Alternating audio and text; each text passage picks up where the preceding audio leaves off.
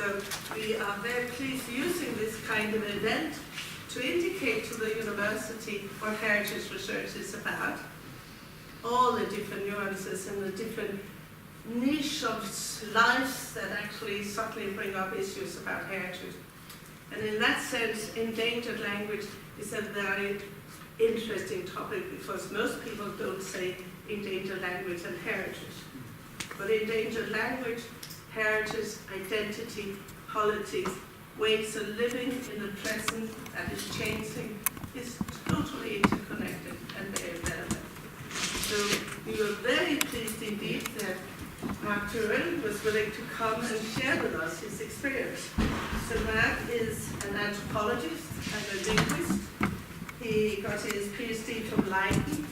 He has quite a lot of travel before getting to where he is now. So I'll just indicate one or two things. So he also spent a period in Cambridge at the Museum of Archaeology and Anthropology. But he's now in British Columbia, which is quite far away from where his heart is, which is in the Himalayas.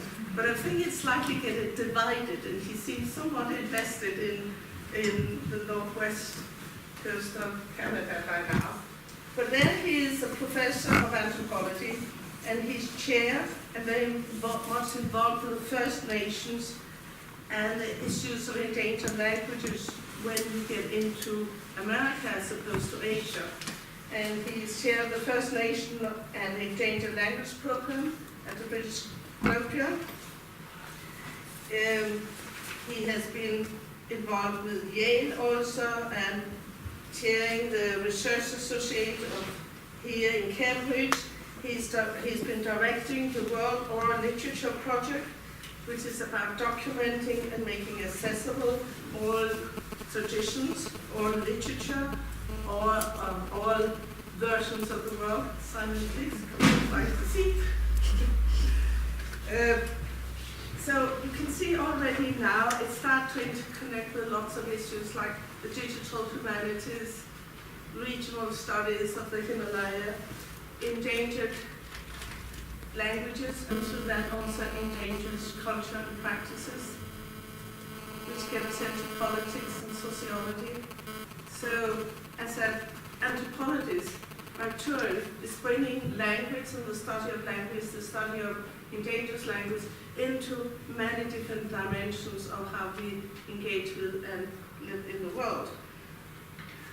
And he has, of course, through that, involved not just in the normal academic production of books, he's also been very extensively involved with, for example, BBC, public dissemination, he's written guidebooks about how to move around in the landscapes that he loves, and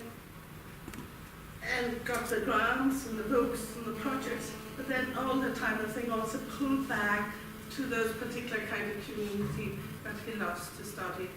By now, particular Northwest Coast Canada, and still also the Himalayas. So please welcome Mark Turin.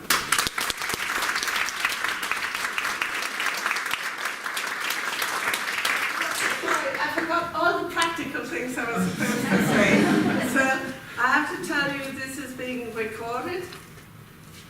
At the end of Mark's talk, Mark Elliott, the senior curator from the Museum of Archaeology and Anthropology, will give a very brief thank you note, and then we will actually open up for questions, even that it's an annual lecture. So if any of you don't want to be recorded or filmed, then, or for that to go on to our website, then please tell Andrea, who's sitting up there, so that she can erase that bit of the video. Anything else? So, please, welcome. Thank you, Mary-Louise, for such a personal and rich introduction. And ladies and gentlemen, friends and colleagues, good evening. Thank you for extending me this invitation to deliver the second annual Heritage Lecture. I'm really honoured, and I'm grateful to all of you who've come on this beautiful May evening. You've offered me the greatest gift of all, that most precious of commodities, an hour of your time. I'd like to thank two students at my home institution at UBC, Jonathan Eaton and Julia Schillow, for a number of very stimulating conversations we've had about these very issues over the last couple of months. In this lecture, and through a number of examples, I'm planning to make what I hope will actually be a very simple, if rather enduring point, that theories of heritage, even within the field of critical heritage studies, have paid insufficient attention to language. Or put in another way, that language, as an embodied practice, as a phenomenon, or quite simply, as a form of heritage, is under-theorized within heritage studies, and could benefit from a little more scrutiny and analytical attention. I say all of this because in the classificatory frameworks of heritage accreditation, such as those advanced by UNESCO and other recognizing bodies, and often taken up by community organizations who are seeking recognition and focused on advancing their rights, the overarching bifurcation between tangible and intangible heritage remains entrenched in sometimes quite problematic ways between objects, artifacts, buildings, places, and monuments which comprise tangible cultural heritage on one hand, and then traditions and living expressions, inherited from ancestors and passed on to descendants as expressions of intangible cultural heritage on the other. In these catch-all buckets, intangible cultural heritage comprises all manner of cultural practice, including, but not limited to, language, oral tradition, but also skills, techniques, knowledges such as dance, stories, crafts, medicines, designs, and digital heritage. Baked-in assumptions about the uninterrupted transmission of intangible cultural heritage can foreclose complex conversations about colonization, rupture, trauma, and loss, in a way that I'm going to illustrate with 3 case studies. Simply put, is language tangible or intangible cultural heritage?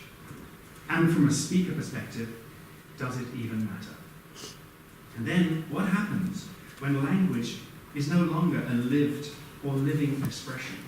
When a language is not passed on to future generations, for strategic reasons, or for reasons responding to hegemonic language ideologies and colonization. So let me give you 3 examples. First, on the 20th of May, 2005, I was invited to the UNESCO Nepal office in Kathmandu to mark the World Day for Cultural Diversity, Dialogue and Development, and to witness the launch of a publication of the same name. The audience was an eclectic mix of academics, local dignitaries, and school children who were particularly happy to have been ripped out of school for the day to have a day off and do song and dance. All in all, it was a really authentic UNESCO event. Colourful, albeit in a kind of performative way, designed to reconvert the already converted of the lasting value of cultural diversity, and it was very apolitical, necessarily mild-mannered. Overall, a little lacking in punch. The keynote address was delivered by Satya Mohan Joshi, writer and scholar, living treasure from Nepal, intellectual heavyweight and storyteller, internationally acclaimed for his research on the history and culture of his nation and his own community. Mr. Joshi currently serves as the Chancellor of the Nepal Bhasa Academy, an organization that supports the development and ongoing use of his language, the Newa language of Kathmandu. Mr. Joshi opened his lecture by announcing in Nepali, the official language of the then Kingdom and now Republic of Nepal, that he had been asked by staff at UNESCO to speak in English on account of the audience, the presence of a handful of international dignitaries and foreign guests. Why? I wondered. The audience was overwhelmingly Nepali. The event was taking place in Nepal, and more specifically on his traditional territory, the homeland of the Newa people. Of Kathmandu, their language is thriving to this day. You can hear it spoken on the streets, you can hear it on the radio, you can read it online.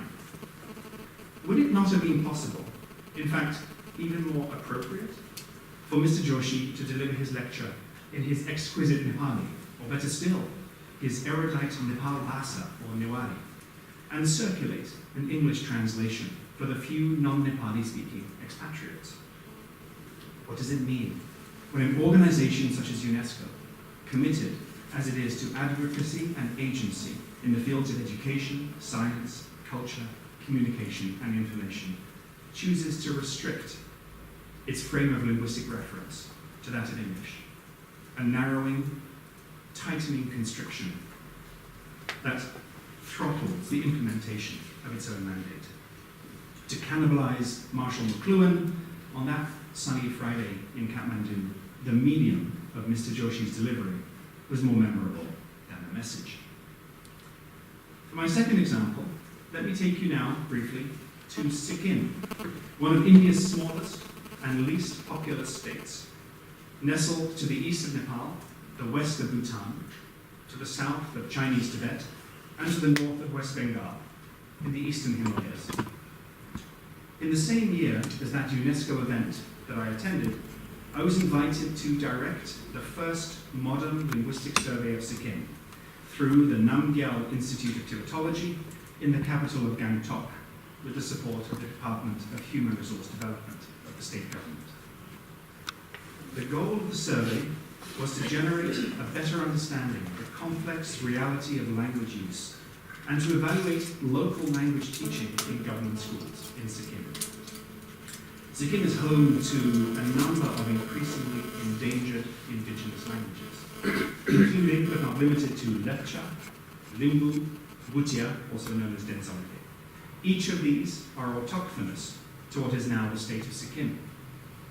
But Sikkim is also home to a large number of historically marginalized and similarly endangered languages spoken by migrants from Nepal, from other parts of India, and from Tibet, who have carried their languages with them as they've settled. Members of the linguistic survey team traveled to Sikkim's 4 districts, visiting more than 120 state schools, and administered a 29-question survey to over 17,000 students and teachers.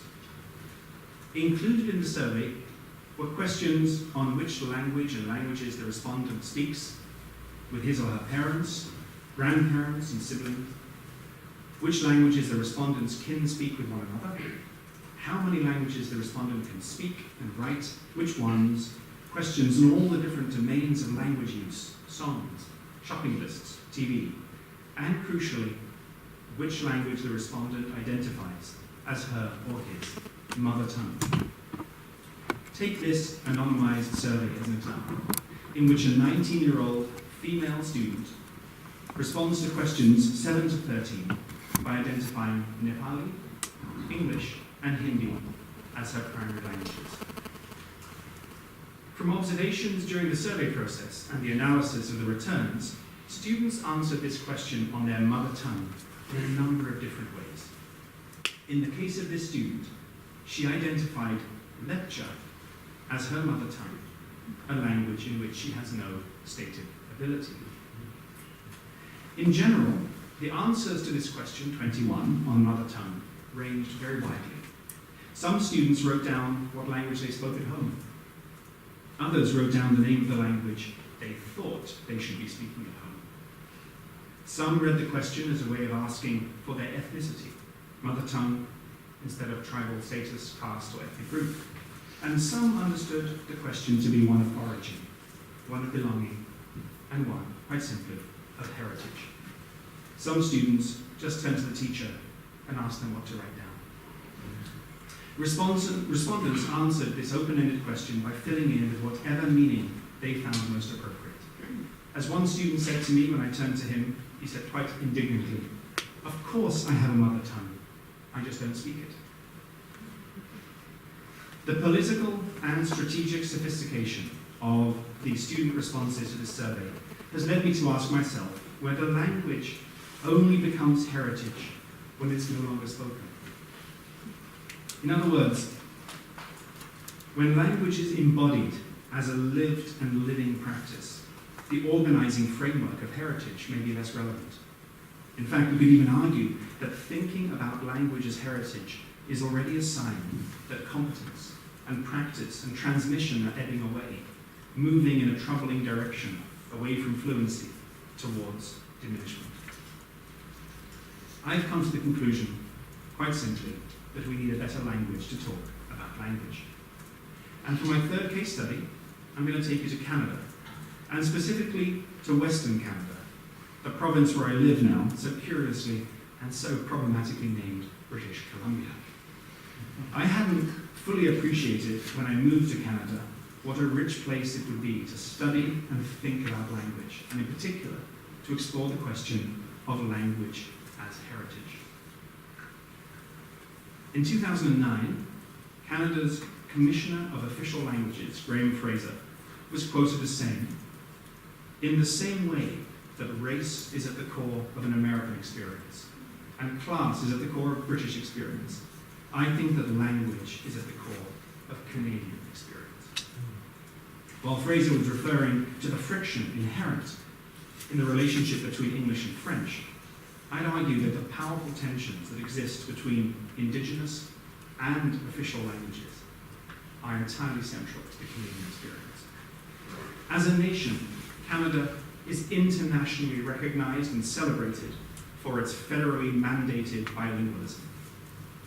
And massive resources are devoted to supporting and maintaining English and French, somewhat perversely both languages of colonization and white settlement, and therewith anything but local to those lands. Signage is a rich domain for bilingualism to be explored and subsequently realized. According to national directives, all Government of Canada signs must conform to the requirements of the Official Language Act, and all text is required to be displayed in a bilingual, side-by-side format, regardless of language designation. Both English and French have to be in the same font size. Additionally, all federal Canadian government-only signs and signs used on highways must be bilingual, and this is mandated by federal law, regardless of what the provincial territorial law is. At the same time, Canada invests a lot in heritage languages, a term that technically refers to languages other than the two official languages and other than Indigenous languages.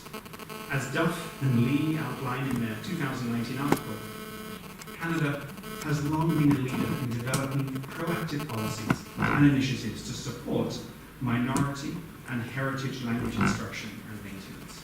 And indeed, the term heritage language education, you see here, learn German in Germany, seems to have originated within the Canadian experience, despite the fact we have many programs like that in the UK and also in the States and Australia. They go often by other names: community language programs, complementary language programs, ancestral language programs, and immigrant language programs. In Canada, and I think more widely, heritage language essentially refers to languages that were originally spoken somewhere else. Languages that were brought to North America by speakers as they migrated and as they settled. Importantly, the term heritage language invokes ancestry rather than nationality.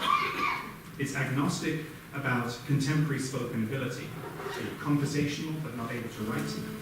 Can you speak with your grandparents and talk at cultural events but you don't know words of politics and technology? And, this is key, heritage language locates fluency and the linguistic homeland outside and beyond the country of settlement. In other words, should a young Canadian forget all of her or his Mandarin, Tagalog, Punjabi, Arabic, Urdu, or Spanish, there's a homeland, and in some cases more than one homeland, where you can go to relearn and study the language and immerse yourself in your ancestral culture. This is a privilege and an option not available to Indigenous languages and the communities who speak them.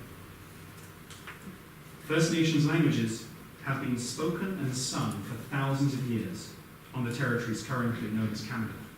These languages have been accorded neither federal status as official languages, nor can they draw on the generous resources extended to heritage language communities, nor do they have a homeland beyond their traditional territory to which speakers can return for immersive language camps and summer cultural programs. Indigenous leaders in Canada have long advocated for Indigenous language revitalization to be a national and pressing issue. While English and French have federal support and protection, what place do Indigenous languages hold in the national consciousness? Nunavut and the Northern Territories, two of Canada's territories, have accord official status to Indigenous languages. In Nunavut, both Inuktitut and Inunnaqtun have official status alongside English and French. Inuktitut is commonly used in the territorial government administration, and all signs, like the one you see here, are required to use the four official languages of the territory. The Official Languages Act of the Northwestern Territories goes a step further. This act recognizes 11 languages. It's the only political region in Canada to do so. Of the 11, 9 are Indigenous. They belong to 3 different language families: Dene, Inuit, and Cree. I find it noteworthy that in the 18 pages of legislation, heritage is never mentioned, not once. Reading the 1988 legislation, the focus is clear: extending legal protection to Indigenous languages as a means to support the preservation of the culture of the people expressed through language. In the legislation, the preservation and enhancement of these languages is a shared responsibility of everyone who lives in the territory. The Act established a minister responsible for official languages, a languages commissioner, and a language revitalization board. Some have asked what it means to accord official status to 11 languages in a territory where the entire population is less than 45,000 and distributed across 1 million square kilometers, and how efficacious this is. Others, such as Chief Dr. Ronald Ignace of the Skitchistan Band, who I interviewed in November last year, are skeptical of the long-term gains of this approach.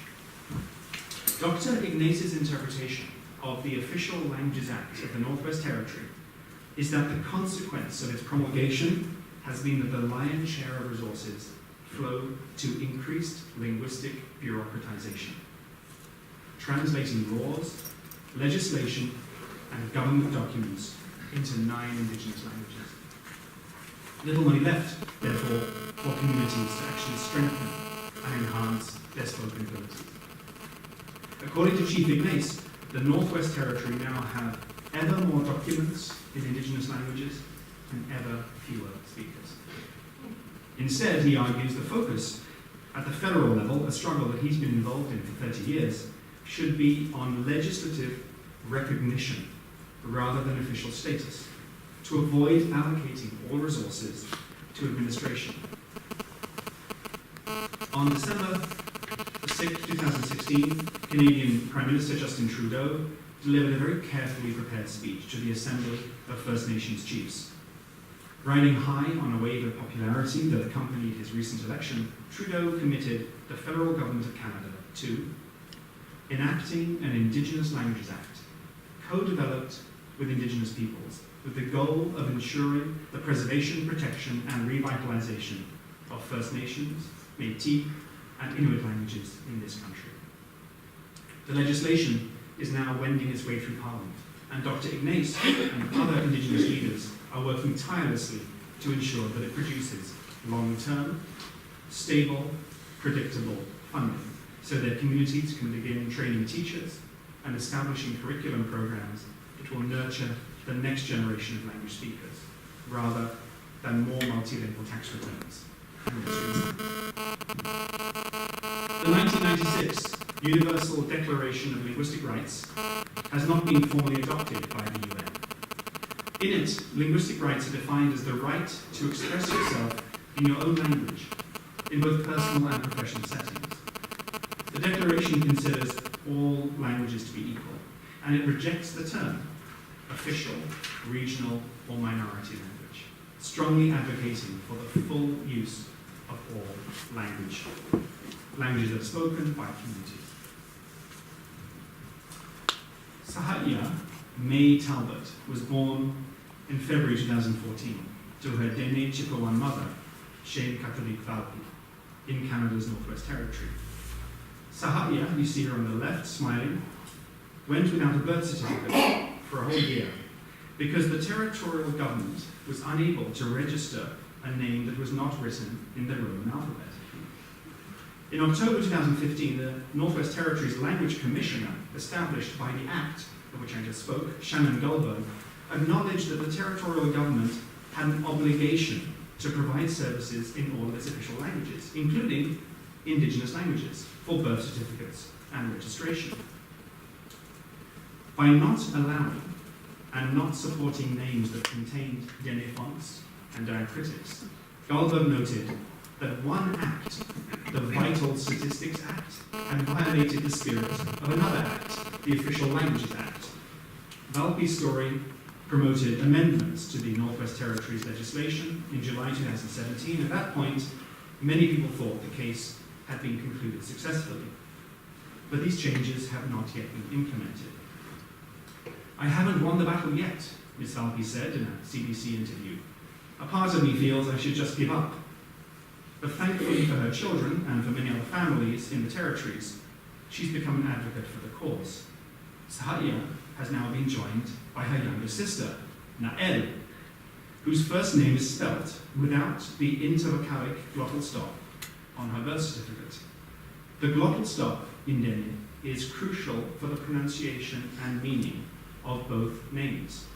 In their language, simply put, the glottal stop is not an option, it's required. Valpy's case is a prime example of the violation of a linguistic right, namely the right to use your own name. The reason for the violation is all too often something very mundane, in this case a bottleneck, in moving from theory to practice and implementation.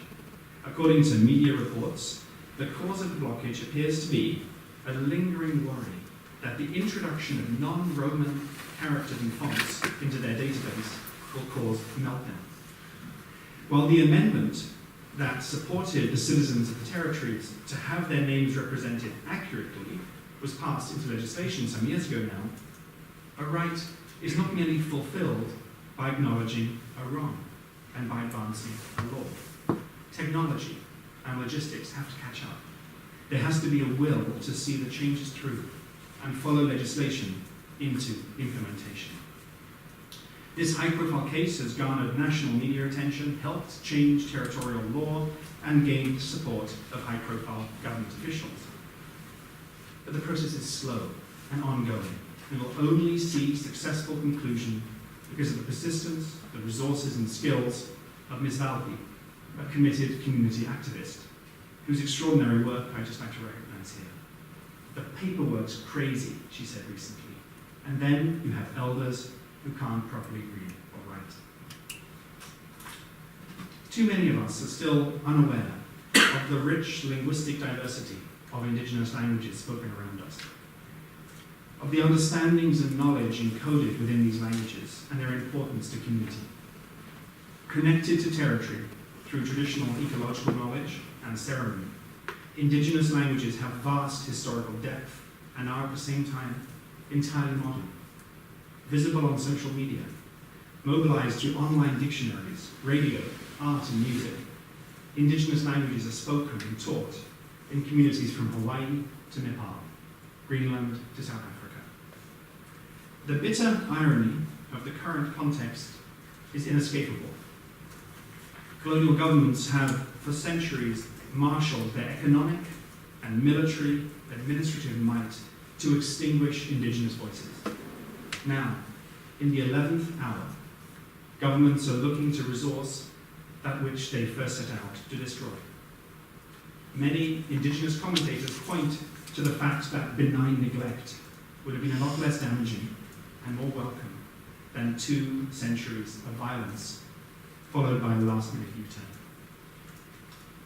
2016 was an important year. The United Nations General Assembly adopted a resolution that proclaims this year, 2019, the International Year of Indigenous Languages, to help promote and protect Indigenous languages around the world. While this celebration of Indigenous linguistic vitality and resilience is welcome, we may ask whether it's enough, and whether UNESCO, the United Nations agency charged with overseeing activities for this year, has the necessary carrots and sticks to bring forth lasting change. We need more than a year, said Dr. Dali Sambogoro, chair of the Arctic Circumpolar Council, when she delivered the 2019 Global Indigenous Rights Lecture at my university earlier this year. Instead of a year, let's go for a decade, she said. We need to recognize that it takes much longer than a year to transmit linguistic knowledge intergenerationally and to truly revitalize a language. To cite Ryan de Clare, Assistant Professor of Indigenous Languages at the University of Toronto, teacher and speaker of Kanyangéha, the Mohawk language, people revitalize a language, but the language revitalizes a people. When you speak your language, you are more likely to feel self-confident. He went on to say, you're much more likely to have a sense of understanding of who you are and a sense of understanding and responsibility within a community.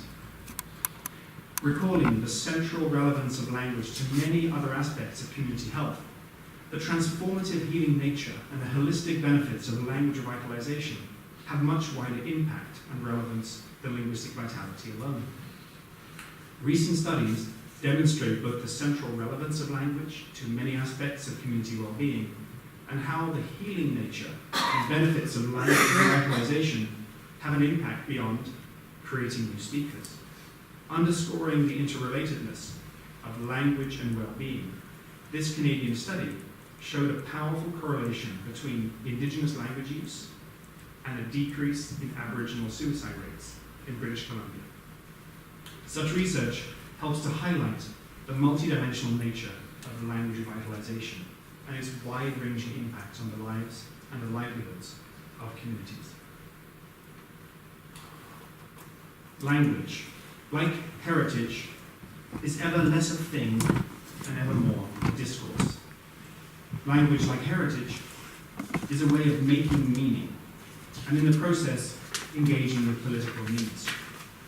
And language, like heritage, draws on the past to engage the present and plan for the future. Both language and heritage are active, dynamic processes that create meaning by articulating social and political institutions.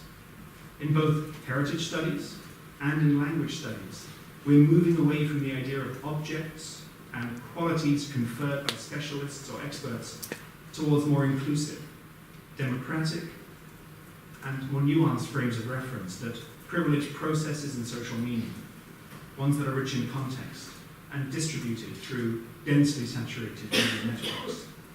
But I think that's where the similarities end. The Dutch cultural sociologist and future theorist Michiel Schwartz has written about the changing focus in heritage and museology, from what he calls conservation to reuse, and from historical value to social value. In this respect, language has already arrived at where heritage is going. Language has always inherently been about reuse and social value. Recalling the philosopher of language, John R. Austin, a speech act is not only presents information, but performs an action as well. Language performs action, and Indigenous languages perform an act of anti-colonial resistance each and every time they're spoken. In fact, the very use of the prefix re in words such as revitalization, rejuvenation, resurgence, or revival point to the undoing of some past action or deed. After all, if the world's linguistic diversity hadn't been devitalized to begin with, we wouldn't have to revitalize it now. And the linguistic diversity of our species is under extreme stress, as are the communities who speak these increasingly endangered languages. While 10 Indigenous mother tongues and traditions have been inscribed on the representative list of the intangible cultural heritage of humanity, thousands more have received no official recognition and continue to be oppressed by legislation in the nation states in which they live and are spoken. And we may even ask, do such lists help anyway? What role do these classificatory frameworks, highly bureaucratized, have in our interconnected world? Things only become heritage because of how we interact with them in the present. If indeed language only becomes heritage when it's either translocated and moved through migration and settlement, or when it's no longer spoken, should the ultimate goal of a speech community, and in particular Indigenous and historically marginalized communities, therefore be to avoid the heritaging of their language at all costs?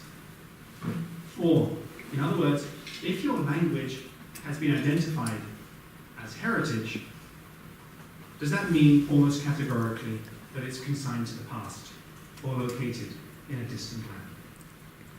Schwartz suggests that we shift our perspective from space to place. It's like going from house to home. Thinking with the tools of ecological linguistics, I'd like to propose that we turn to thinking of language as relations, in both a figurative and a quite literal sense. Languages are sustained in relation and by relations. In the past, we've worked on and for languages. In the future, I would contend that we as a scholarly community need to turn our attention to working collaboratively with speakers and in relation. Thank you.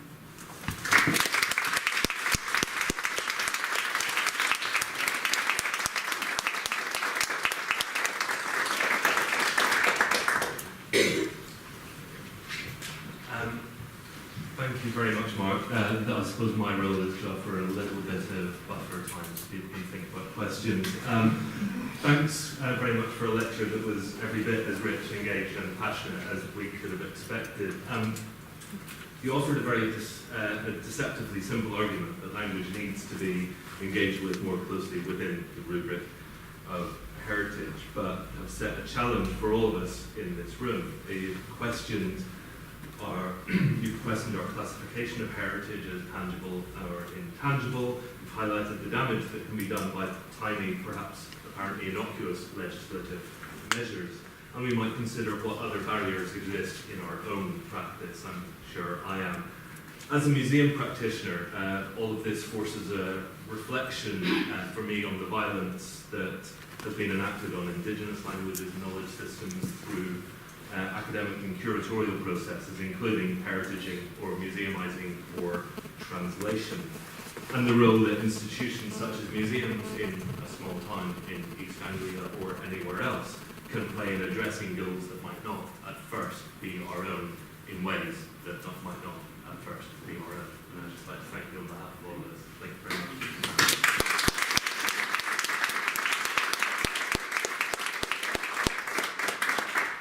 You said that so well, that's really essentially the point. I could have done it in about a minute. I'd be delighted to take any questions and provocations. Ella? Thank you very much, Mark. Usual sparkling performance. But I wasn't sure what, in the end, your answer to the question that goes to really was, whether language is tangible or intangible.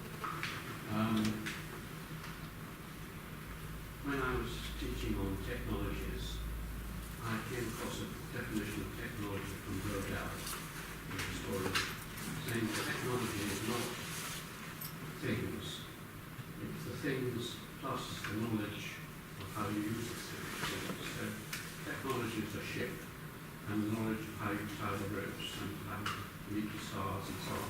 That is all part of the technology. So I think the first point is that surely we just need to get rid of that binary position, because I think our answer is that language is in both categories. Well, the second thing is we need to get rid of the word heritage, because the moment I heard you giving this lecture, I immediately pigeonholed it. Heritage is about national trust and preserving old things. And that sends quite a negative signal to many people now. So, as a linguist, if you could examine the bundle of things within the word heritage, and then come up with a more contemporary term that is dynamic and not just referring to past things, but That would be a real service. Well, first of all, thank you for inviting me to deliver the last heritage lecture. I have to say that's not The second and final. As you know, Alan, in different languages, the word heritage actually plays quite differently. In French, it's patrimoine, which is extraordinary and revealing in its own way. So different languages themselves deal with heritage conceptually in different frames of reference. The conceit of whether language sits in tangible or intangible heritage is one that I've asked many speakers of historically marginalized languages. And what I've seen time and again, no matter where I've worked, is that it's in all of them, but it also can move between spaces. So an oral language is often classified as intangible when it takes written form. When there's a print dictionary, then there's a tangibility to it, not tangible in terms of monuments and buildings and objects, but then written languages can also be oralized again. So there's a lovely slippage between these categories. I do think that for the purposes of language work, the bifurcation of tangible versus intangible is not helpful. And as for whether the word heritage is useful, I think it's a great tool to think with. And I think we can also expand it to include dynamic, living traditions, rather than immediately consigning them in the past. But your perspective on all the baggage that heritage carries, of course, is located in this time and place. And I think other people might feel quite differently about it because it does different work for them. But I appreciate your provocation and your question. Thank you. Andrea? Thank you. My Hungarian friend then became an English citizen. He was forced, thank you. So my Hungarian friend, when he became an English citizen, he was forced to lose his name. He lost an umlaut and an accent grave. And your lecture made me wonder if agreeing to emigration means denying our language rights and let our language and name become just a heritage. Thank you for that question. Yes, I think it happens not only when you move cultures and move nations, but also within nations. My mother's name, maiden name, Orthuis, was unilaterally changed by the Dutch government, our own nation, in terms of its spelling a few years ago. So the IJ was turned into a Y. Nations have that ability to define and describe their own citizens. In fact, the Dutch have a national register of officially acceptable names. And you may only name your child one of the names on that list. If you choose to name your child, Cosmic Apple Blossom, that is not allowed in the Netherlands, but in the States you could do that. I do think the process of kind of moving across space and time means that sometimes people leave behind names, whether or not it's a technological issue that the British government couldn't work out where the umlaut would go, or replace the umlaut with something else. I think this is quite common. These are common governmental processes. Doesn't mean we should take them lying down. And it also doesn't mean that we can't interrogate them for what they are. They're a form of kind of structural violence, as it were, a nation telling you what your own name is. So, Anna.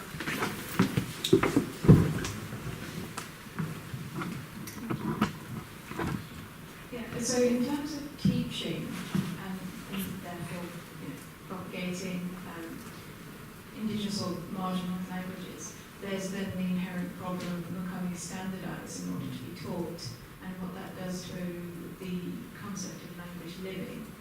I was wondering what you thought about how institutions should best approach managing the teaching, but also accepting the living element of those languages. Thank you for that question. And it's a very germane one that we grapple with quite a lot, because we do teach a number of indigenous languages at the university that I teach at. And you're quite right to point out that just because a language may have very few speakers and is indigenous doesn't in any way mean there's no variety and diversity within it. So you often have different variations, dialects, whatever you want to call them. I think the first way that we deal with that is by constantly sort of de-privileging the language that we're teaching and saying this is one form, maybe the recorded form or a certain officially recognized form by the community. And there are other forms as well. There are great examples now of talking dictionaries online dictionaries that are audio interfaced. And that means you can click on a word and then listen to 2 or 3 varieties of that word being spoken by men, women, older, younger, different dialects. The other thing that some of our colleagues do, particularly I think now my colleague Daisy Rosenblum, who teaches together with 2 elders, the Kwakwala language of the Kwakwak communities of northern British Columbia. She works in partnership with 2 elder speakers from 2 quite different dialects, and they're together in the classroom. So that means that she's constantly pivoting left and right, and kind of acknowledging the diversity inherent in the language. And that's both challenging for students, but also very enriching, because it doesn't kind of uplift one form and privilege one form as standard. So it's a very big issue, and it's one I think we have to sort of address head on. Trying to make it go away is not an issue, not an option really. You have to engage with it and either bring diversity into the classroom or acknowledge that the restricted slice of the language that you're teaching is just one form. Mila, and Chris, and Mila. Learning of the languages is quite an interesting question in a sense. When I have been in Finland, when there are languages that maybe 200 people speak, I was really surprised that they start from the nursery. But the nursery, the child do not speak, but start to make, 2 or 3 months children. And then the women, which are men, which are staying with them, are speaking in so-called native language. So the children from the age 0 are learning language. So approach is not starting at the university or at school, but that's something which is implicit in as part of you, as the culture, as the heritage you are part of or embodying, rather than something which is coming to outside. What do you think about this in terms of a heritage? Well, I think first of all, Nyani mentioned it because it's the technique that's used in Aotearoa, New Zealand, and also in Hawaii, these language nests, which really try to recreate intergenerational transmission between often grandparent age and then grandchildren age. So that language is immersive, experiential, not about reading and writing, but about practice. It's embodied and it's alive in that way. It's true that university classrooms or even non-university primary and secondary school classrooms, this is a terrible way to transmit language. I mean, language was never meant to be transmitted with a teacher at the front and drilling you with verbs and adjectives. It's really not set up for good transmission. In terms of what it does for heritage, I think is a really interesting question. Now, maybe in northern Finland and places like Aotearoa and Hawaii, there are still enough speakers, mother language speakers, first language speakers, to transmit fluidly and fluently. I've seen a lot of language immersion programs where the people doing the transmitting are themselves learners. Right? So they are active learners trying to recreate a level of comfort and fluency in the process of teaching. Now, there's also very interesting examples, 2 in the States that I know of. One is of the Miamia language and the other is of Wampanoag. 2 languages that didn't have mother tongue speakers for about 30 or 40 years. But through partnerships with linguists, community members, and interestingly often translations, evangelical work, scriptural translation, etc., missionaries and documents, they've recreated a language which is now being taught for the first time. 2 of these people, Darrell Baldwin and Jessie Little-Doe-Baird, were both granted MacArthur Genius Awards, one year after the other a few years ago. So this work is getting internationally recognized. And there's a real sense that it's not, that outside linguists don't have the right to proclaim a language dead or extinct. Because you all the time deal with then this perverse situation where there are speakers of languages that have been proclaimed to be dead. And what does that actually mean? So heritage, I don't think comes into the conversation in those immersive language programs as I've seen it. But what they're doing is learning language on the land. And that's more and more programs are taking kids out of the classroom, hunting, fishing, gathering, whatever it may be, to learn language in place. And that's the other problem, that many of these school classrooms or university classrooms take language out of place. They are inherently decontextualized. That's a whole other set of pedagogical challenges. Chris? Just in terms of your last point, you had touched on in many ways, but this issue of revitalization of potentially extinct languages, And of course, in the face of the UN saying we're a million species facing extinction, that some languages will invariably. So in terms of sort of issues almost like rescue and heritage, what is the appropriate response in that there must become a risk factor with language when, if you get to a critical point, very few speakers? Is it the equivalent of DNA seed banks in terms of oral, or the idea that it could be revitalized in the future? You're quite right, Chris, that there's a lot of, let's say, useful conceptual categories and metaphors that people like to use to explain this work. And really in the mid-1990s, linguists were emboldened, partly because of the success of the conservation biology program that spoke about species extinction and safety and security and endangerment, and also by the writing of a linguist by the name of Michael Krauss in Alaska, who wrote a very provocative piece that said, hey, linguists, we are, as a community, about to go down as the only discipline in Western science presiding over the demise of its own subject matter and doing nothing. We need to do something. So a great response, both research councils, international foundations, private philanthropic organizations, really got this idea of language endangerment active. And there was a lot of borrowing of the conceptual apparatus from conservation biology. The thing is, while it's helpful to speak about endangerment, the absolute number of reproductively active speakers is not the key factor in language sustainability, the way that it is for species. Right? You could have a very small community somewhere in a remote part of the world where there's only 100 people who speak it, but all generations speak that language. That language is more secure and safe by linguistic estimation than a language that has 60,000 or 100,000 speakers, where all those speakers are above the age of 50. So it's the intergenerational transmission that matters.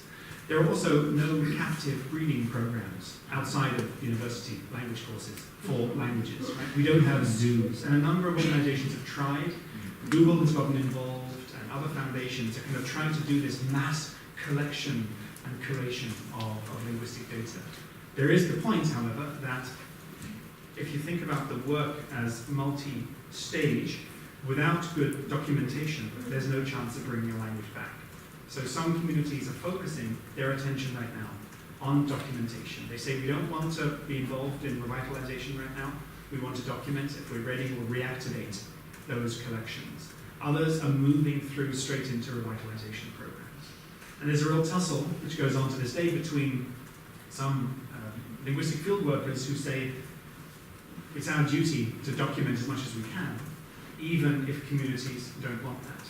And communities saying, it's not your job to come in, I'm invited to document our language if we're not interested or invested in that. There's an interesting parallel there with the burning the fire at Notre Dame, and the one response that basically saying all World Heritage Sites, the risk of that now must be scanned, so that you have the potential to revitalize. And some of the issues you're talking about, it does actually, there is a parallel with that in the sense of documentation. Indeed, and Indigenous Twitter exploded after the fire in Notre Dame.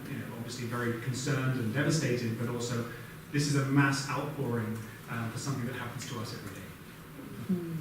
Interesting. And there's a question up there. Thank you very much, Mark. Triggered some really interesting ways of looking at this subject. To a certain extent, I think you've already probably answered the question that I was going to ask. Which is about the very strong link, as I see it, between the language, the culture, and the location, the space.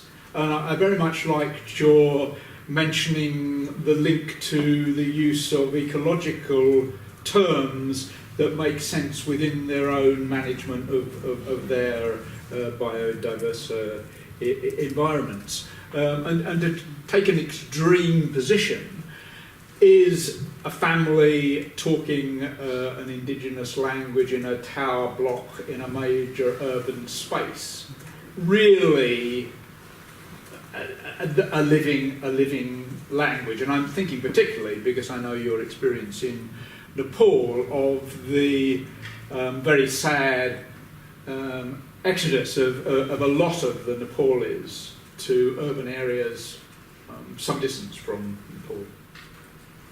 Thank you. Maybe three brief thoughts in response. First, there's a very interesting group based in New York City called the Endangered Language Alliance, which started a few years ago and got some attention from the New York Times, on the front page, in fact.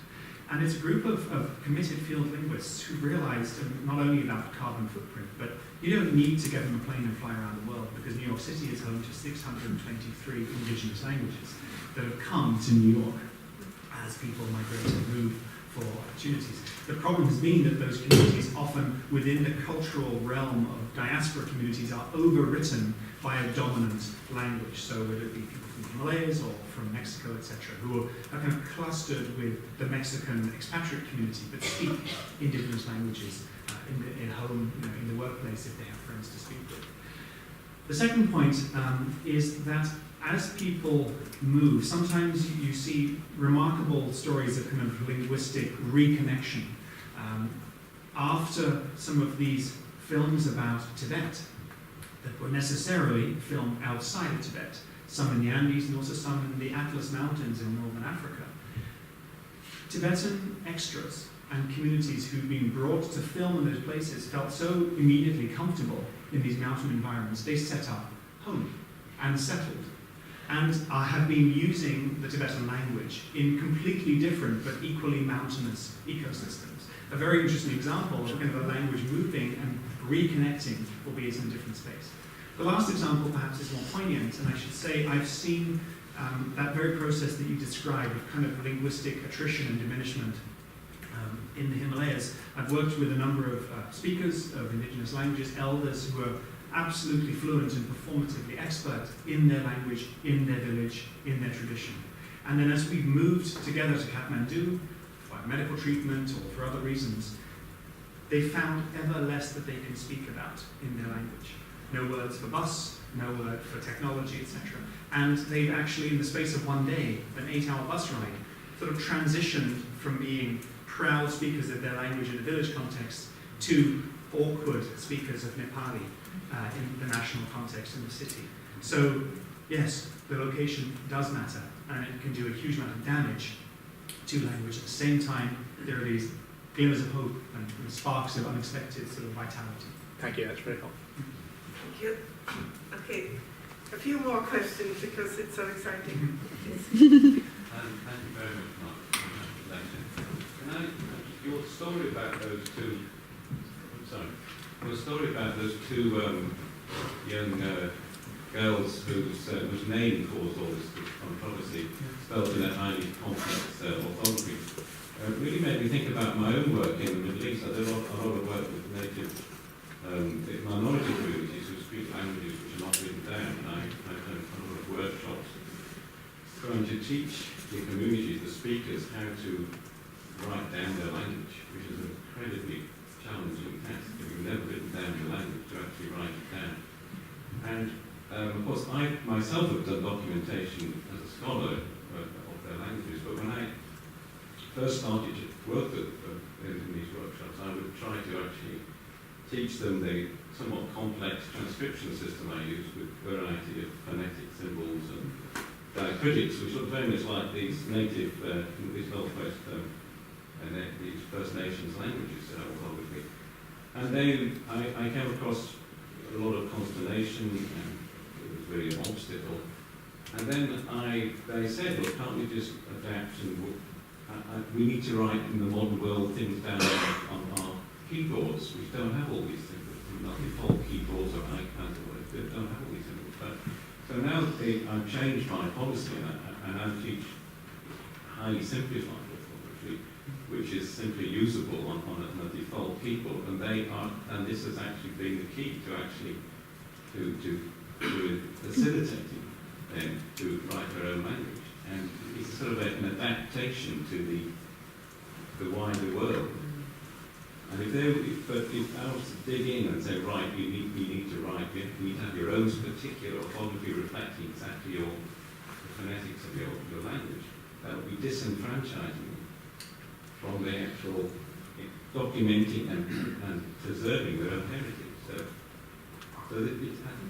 it is a question about should we dig our heels in in terms of the certain the orthographies which are created for these vernacular languages?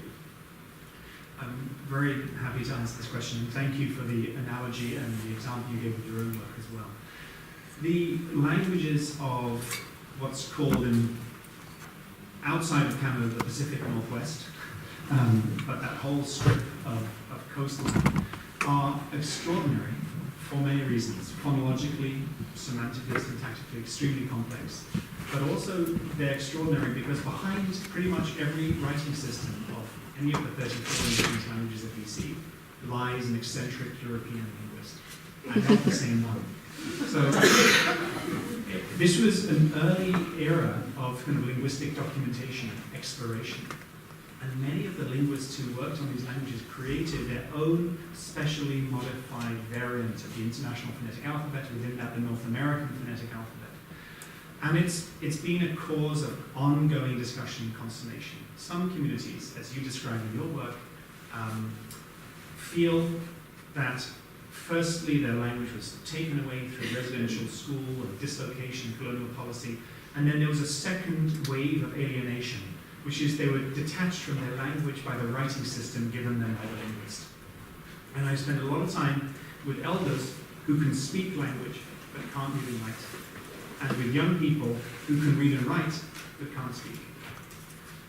So they're two different forms of competency. At the same time, some communities have 2 or 3 different writing systems in circulation at the same time. And as long as people are consistent, then they can map onto one another. So you can say there's a linguistic writing system and orthography that's really useful for documentation description, and there's a learner's orthography, a teaching system.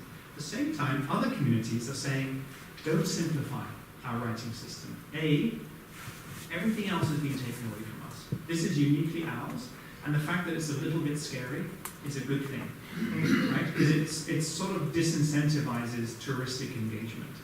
At the same time, it celebrates complexity. Our languages are complex. The powerful thing about these IPA-based phonetic renditions and orthographies are that if you can pronounce the symbols, you have a transparent system, unlike English. So you have kind of what you see is what you get model. So there's quite a lot of time spent learning what these things actually mean and then producing those in class. There's a great deal of discussion around this. And other communities I've worked with don't want to have a writing system at all, and they resolutely remain in oral space and resist all forms of orthography. So I think we take questions from Rebecca, and then Axel, you had your hand up, and then I think that might be it. Thank you for your talk. I wanted to bring up the Canadian case, because when I went into the field in 2017, $79.9 million had just been invested into Indigenous language and culture, which is the exact same being invested into French language, which seemed to be like a very big deal. No surprise, actually. But where was that money? Was that money going to, you spoke about on the land initiatives and stuff like that. I got to experience this when I was in the field, and I also wondered if you see that, like, talking about languages relations, that reconnection with the land, do you think it's helping in land and self-governance processes now? Like, I think it will, if not now, then in 10 years or so. But yeah, I just wanted your thoughts on that, and if more investment is going into Indigenous languages now in Canada, despite Bill C-91 not having gone through it. Thank you for that. I haven't traveled to the Northwest Territories, and I know that you have, so I don't have experience of it directly. I will say there's a lot of interest in much more experiential education models for language, right? So taking language out of the classroom, getting it out of the kind of on-stage model to embodied land-based activity. And that's true across BC, certainly, and I know is true also in the Northwest Territories. I think part of that is kind of relearning the landscape and relanguaging the landscape. I mean, there are so many traditional place names, toponyms, that you can't learn in abstract, you can't learn them from maps. And there's also a lot of innovation technologically. There's now these kind of walking tours you can do, and you can download onto an iPad these sort of augmented reality or VR-like spaces where you can visit places that maybe are hard for you to visit, using the language. And back to kind of Mark's very nice comments after my talk, museums and archives are finding ways also to connect the collections that they hold, increasingly in trust for community. I'd like to mention the Smithsonian, for example, has a great program called Recovering Voices, and the Museum of Anthropology, MOA, at UBC, very close to where I work, is doing very innovative work in community partnership, realizing that it's archives, museums and collections that often have recordings of languages that need to be reconnected, they need to be reignited, re-energized. So that's an interesting relationship, bringing archival resources to language revitalization. But I think your point about the money invested is welcome. It is interesting that the same amount of money would go into one official language, and maybe 11 indigenous languages or more. So is that comparable? But then on the other hand, how many speakers? So these are complex, contested spaces that need to be discussed publicly, and kids need to be involved as well. Axel, you have the last question. Hello, thank you so much for the talk. I've been looking at this for a period of time that we've been discussing here. It's a great question to ask. And I'm just a little bit curious about, we touched on it briefly, the relationship to the environment around us and the significance it plays in people's relations to languages. You mentioned briefly the Wampanoag people of Rhode Island and Massachusetts, and there's actually a lot of anxiety in that group right now because a lot of their coastal sites are eroding because of climate change. And I was wondering if maybe you could speak a little bit more to the point of how climate change may be negatively impacting language. It's a very good question to end with because it's one that I'm really going to have to sort of bounce back to you and say I'm grappling with this as well. I know of these anecdotal stories of communities being faced with new kinds of flora and fauna on account of global warming and changing environments that they don't have words for. Then what do you do? Of course, communities have always been innovating, creating new words. What happens, however, when you've been forcibly relocated, either as climate refugees or because of just dislocation, colonialism, and you have words for place, but they're all of a place that you don't live anymore, right? And you haven't been able to reconnect with that place. And how long do those words continue? I think the ecological argument tying language to place, while powerful and compelling, can also foreclose language revitalization in new places. So if the argument is that it has to be embodied, it has to be placed, then if people moved, you say, well, then you don't have it anymore. Right? You've lost it because you're no longer connected to territory. So I think we have to be careful of the kind of almost kind of teleological nature of those kinds of arguments. But generally speaking, how ecology and language interconnect, certainly around climate change, is a really interesting emerging space. I'd love to know more myself. Ecological linguistics is gaining a great deal of visibility in the field now. And the term biolinguistic or biocultural diversity is one that has had currency for some time. One of the leaders of that is an Italian linguist by the name of Luisa Maffi, who set up an organization called Terra Lingua, and they're based on Salt Spring Island, just off the coast of Vancouver. And they've been exploring across the world areas that are rich in flora and fauna, but also areas that are rich in languages. So that correlation, causation not, but correlation is very intriguing and lends itself well to kind of greater study and research. So thank you for the invitation. I wish I could say something more cogent. Thank you. Thank you. I would like to thank all the people asking questions, all the people listening carefully, Mark Elliott for his very nice thank you note.